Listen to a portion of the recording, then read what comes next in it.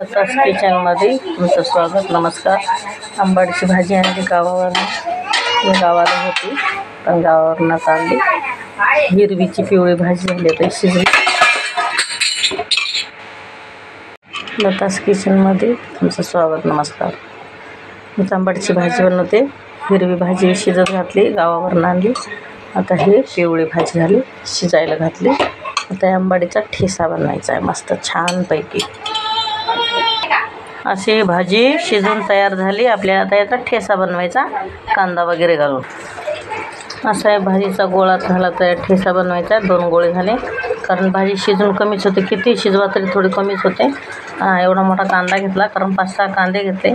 कांदे महाग झाले तरी बी कांदे भरून घेतले. आणि हा लसूण घेतला ठेसून. लसूण पण महाग आहे पण लसणाचे पण 2 कांदा म्हणजे असे 2 गाठे घेतले, वाटून घेतला. कोथिंबीर कढीपत्ता टाकायची गरज नाही, हिरवी मिरची टाकायची गरज नाही. आणि हा कांदा प्लेटभर घेतला. 5-6 कांदे म्हणजे चिरून घेतले.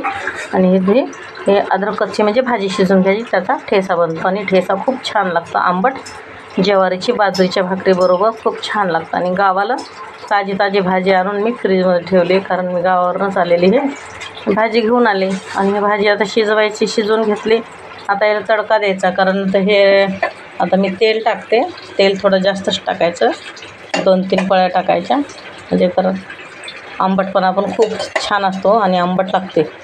हे 3 पळ्या टाकल्या चमचे. आणि राई जिऱ्याची फोडणी घालायची, मग लसूण घालायचा. असं हे राई जिरं टाकायचं आणि थोडं जास्त टाकायचं.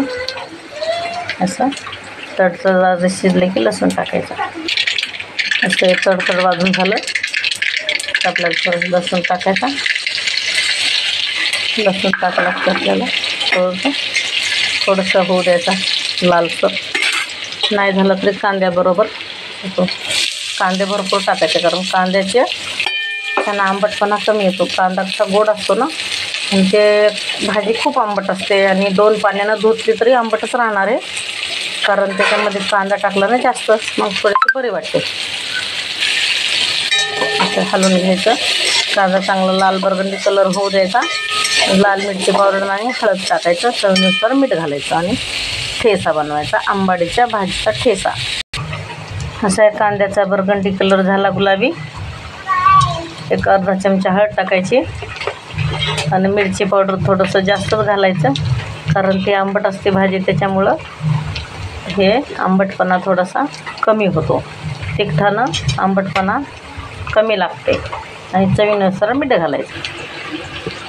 चवीनुसार थोडंसं एक अर्धा चमचा मीठ घालायचं. आणि आता ही अशी भाजी आपल्याला अशी टाकून द्यायची. आणि असा हे ठेसा बनवायचा याचा.